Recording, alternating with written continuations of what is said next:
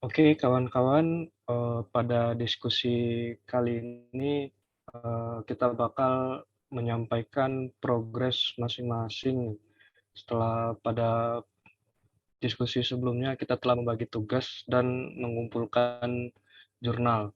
Mungkin yang pertama dari saya dulu ya, untuk bagian pendahuluan.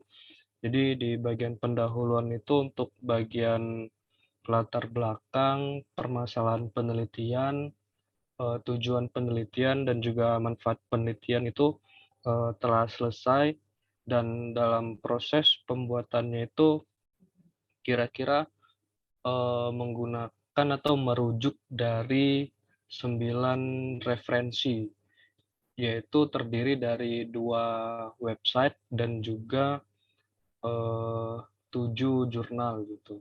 Dan untuk abstraknya sendiri juga sudah selesai. Mungkin itu untuk dari saya di bagian pendahuluan. Mungkin kalau ada teman-teman yang mau didiskusikan lagi boleh silahkan.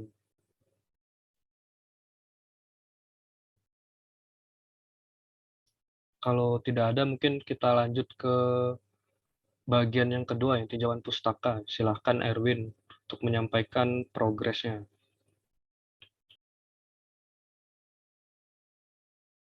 Mungkin sebelum Erwin aku boleh nanggepin dulu ya.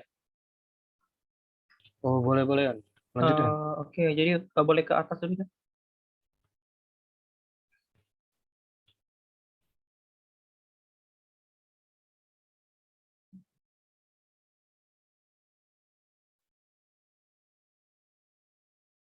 Oh. Nih, yang bagian hal ini juga didukung oleh Budi dan mungkin ini lebih ke teknis ya, teknis untuk cara mengutip atau cara menyitasi. Mungkin nanti teman yang bagian citasi boleh ditinjau lagi ya. Soalnya kan kalau kita menaruh citasi di belakang kan cara penulisannya tuh dalam kurung nama belakang, koma tahun. Kalau mungkin untuk artikel ataupun jurnal ya. Kemudian kalau buku kan nama belakang, koma tahun, titik dua halaman. Nah, kalau yang kasusnya di Budiarti dan Anda ini kan dia di tengah ataupun di awal gitu kan ngomongnya. Berarti itu eh, nama dulu baru dalam kurung tahun gitu. Jadi mungkin perlu diperhatikan lagi untuk cara menyitasi. Itu aja sih. Oh ya terima kasih Royan karena ada miss di situ ya. Jadi boleh untuk yang bagian citasi untuk eh, diperbaiki itu sesuai dengan apa yang dikatakan oleh Royan tadi. Terima kasih untuk Royan. Mungkin kawan-kawan yang lain ada lagi yang mau dibahas untuk bagian pendahuluan. Kalau tidak ada, mungkin kita lanjut ke bagian tinjauan pustaka.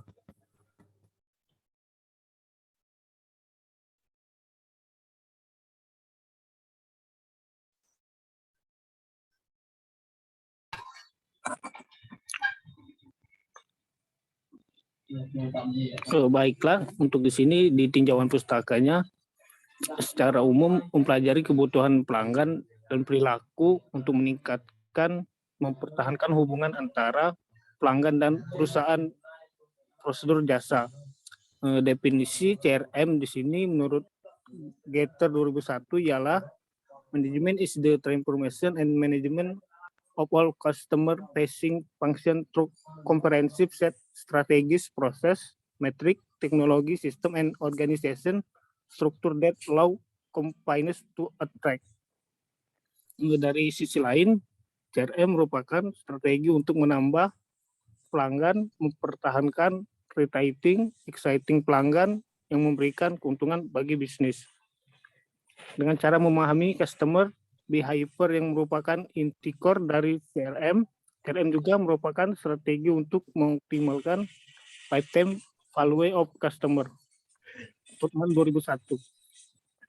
Selanjutnya, menurut Rainer and Kegelsti 2013, CRM merupakan sebuah strategi organisasi yang berfokus dan berorientasi pada pelanggan. Indikator Customer Relationship Management menurut Hamidin 2008 A31, yaitu yang pertama orang-orang profesional, yang kedua proses yang didesain dengan baik, Yang ketiga, teknologi yang memadai, Isaac et al. 2014. Royalitas adalah sebuah proses pada akhir tersebut. Kepuasan mempunyai efek pada perceived quality yang dapat memberikan dampak pada royalitas dan niat untuk perilaku tertentu dari seorang pelanggan. Indikator-indikator royalitas nasabah yang pertama yaitu transaksi, penggunaan produk, rekomendasi, dan menolak produk jasa dari bank lain. Tidak dapat dipungkiri bahwa sistem CRM dapat meningkatkan loyalitas nasabah pada perusahaan. Mungkin ada tanggapan dari teman-teman yang lain.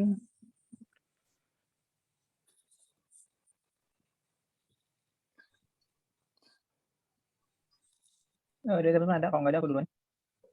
Silakan kawan-kawan kalau ada yang mau dibahas untuk di bagian 2 tinjauan pustaka. Aku ya, sama sih kalau aku masih tentang citasi ya untuk teman-teman. Kemudian ada beberapa tipe mungkin nanti bisa dibenerin juga. Kemudian rujukannya mesti selama itu ya.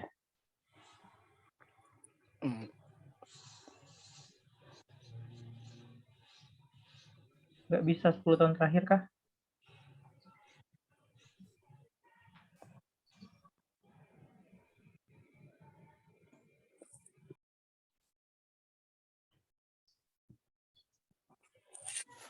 Kurang tahu juga tuh. Mungkin nanti diganti saja. Kalau aku sih prefer 10 tahun terakhir ya. 10 tahun terakhir.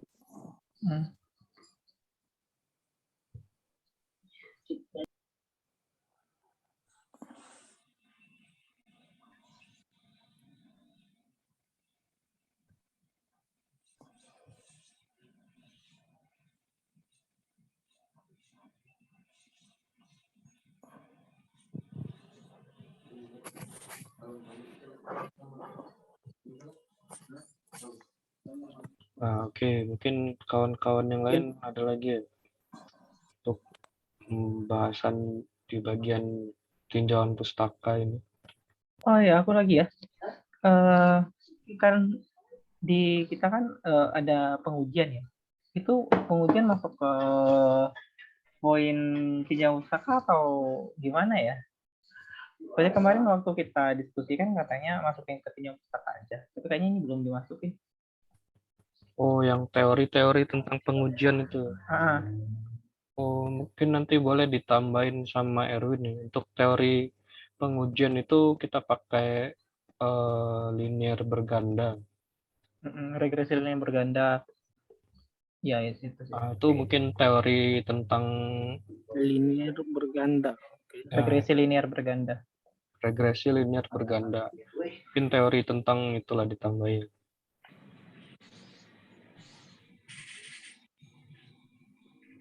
Kalau misalnya udah ada lagi, mungkin kita lanjut ke bagian 3, yaitu metode penelitian. Oke, itu berhubung bagianku di metode penelitian. Aku bagi menjadi beberapa itu ya, beberapa poin. Yang pertama itu jenis penelitian. Di sini aku mutusin pakai deskriptif kuantitatif.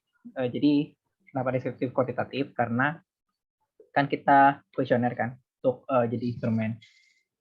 Jadi itu kan maksudnya ke penelitian kuantitatif.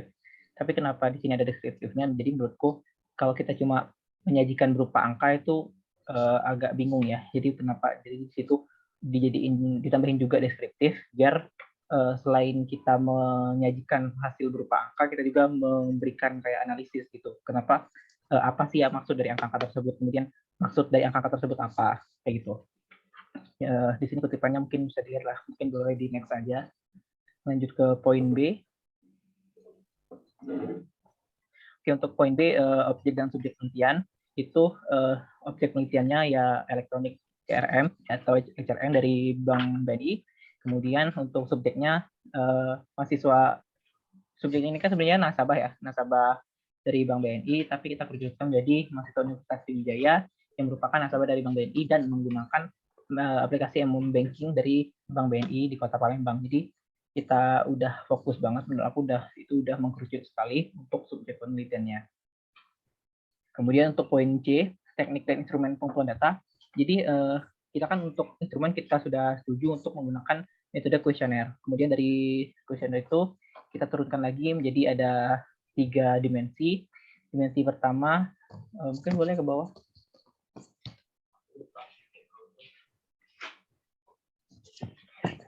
Dari jadi dimensi pertama itu HRM, dimensi kedua apa sih? M-banking, dan yang ketiga kepuasan pelanggan. Jadi ini udah sesuai sih. Aku cuma copy paste dari apa yang udah kita diskusiin sebelumnya. Oke, kemudian poin terakhir, alur dan teknik pengolahan data. Jadi untuk alur pengolahan data itu aku buat dalam diagram alir. Yang pertama itu di literatur, kemudian kita buat kuesioner, kemudian menyebarkan kuesioner, kemudian menguji data menggunakan regresi linear berganda, kemudian menganalisis data, dan juga menarik kesimpulan. Jadi mungkin itu saja dari aku. Untuk total bahan rujukan itu kalau nggak salah 5, semuanya dari buku dan juga artikel terkait ya. Jadi itu ada 5. Dan kayaknya udah itu aja sih. Mungkin untuk teman-teman kalau mau menanggapi silakan. Oke, kawan-kawan silahkan kalau ada yang mau dibahas untuk bagian 3 metode penelitian. Dan kita kemarin tuh juga udah nyebar kuesioner, dan untuk laporannya sendiri itu kurang lebih udah ada sekitar 25 responden. Kalau misal tidak ada yang mau dibahas, mungkin masuk ke bagian Panji, bagian hasil dan pembahasan. Itu hasil dari pengolahan data dari kuesioner yang sudah kita sebar kemarin.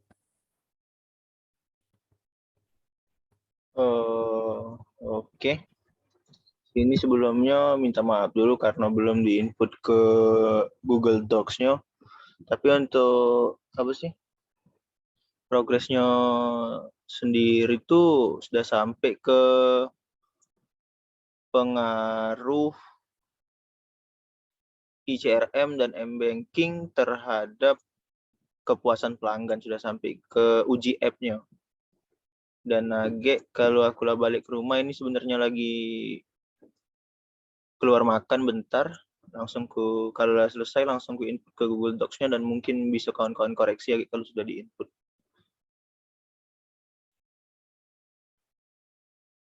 Itu dulu. Dan untuk kuesioner tadi aku tutup, jadi tidak bisa diinput lagi. Dan fix sudah 25 data yang kita dapat. Oke, jadi tinggal penyajiannya aja, sudah diolah aja ya. Sudah diolah. Tinggal uji app yang terakhir. Mantap. Untuk kawan-kawan ada yang mau dibahas untuk bagian 4 hasil dan pembahasan. Kalau dari Panji itu tinggal penyajian, tapi belum sempat untuk direkap di Google Doc.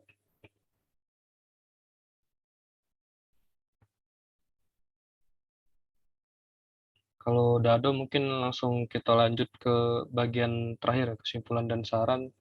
Silahkan Japa. Oke, kalau untuk kesimpulan dan saran ini memang belum aku gawe karena kita lagi nunggu dari hasil dan pembahasan yang bakal dilampir ke Panji KJ.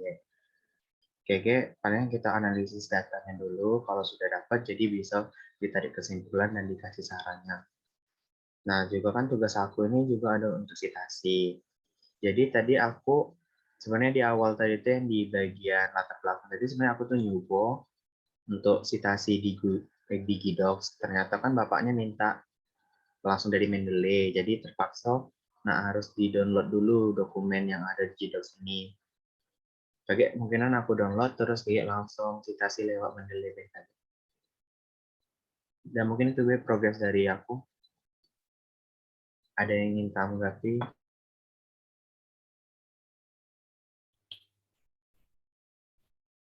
Oke, mungkin untuk Japa, kawan-kawan yang bagian citasinya mungkin masih belum benar, minta tolong untuk dibeneri Japa. Oke, iya.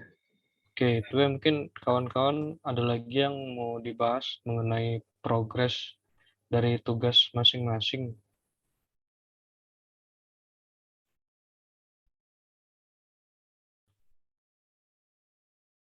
Kalau sudah cukup, mungkin diskusinya kita tutup, terus kita lanjut ke bagian-bagian yang memang belum selesai untuk dikerjakan, ya. Karena mengingat deadline kita itu bentar lagi.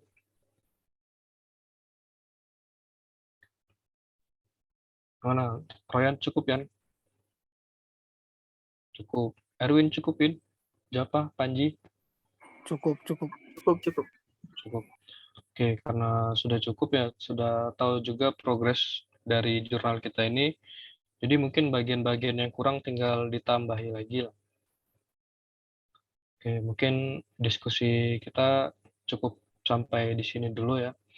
Terima kasih buat kawan-kawan.